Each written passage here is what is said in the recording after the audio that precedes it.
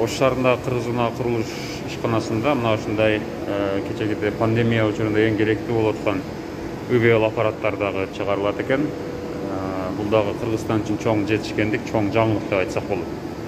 Андан сырткары маани берип карасаңыздар, бул жерде Кыргыз курулуштун мына ушундай акылдуу эсептегичтери дагы чыгарылат. Учар деген бренд менен чыгып атыптыр.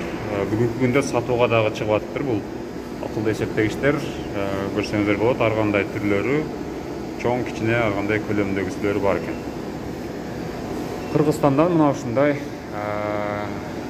өзгөчө заманбап буюмдардын чыгып атканы бул Кыргызстан үчүн дагы эң чоң жетишкендик, өндүрүштөгү эң чоң өзгөрүү деп айтсак болот. Мына учар деп турат.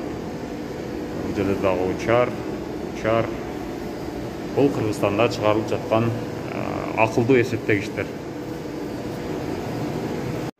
Ош шаарындагы Кыргыз курулуш ишканасында мына ушундай трансформаторлор, же болбосо подстанциялар дагы өндүрүлөт. Бүгүнкү күндө бул дагы болсо Кыргызстандын өндүрүш тармагындагы экономикасындагы чоң жетишкендиктердин бири деп айтсак болот. Адатта мындай подстанцияларга болгон муктаждык жаңы конуштарда, айылдарда, алыскы аймактарда, азыркы учурда деле чоң деп айтсак болот да. Ушундай подстанциялар бул жакта жумушчу топ иш алып барып аткан чагы.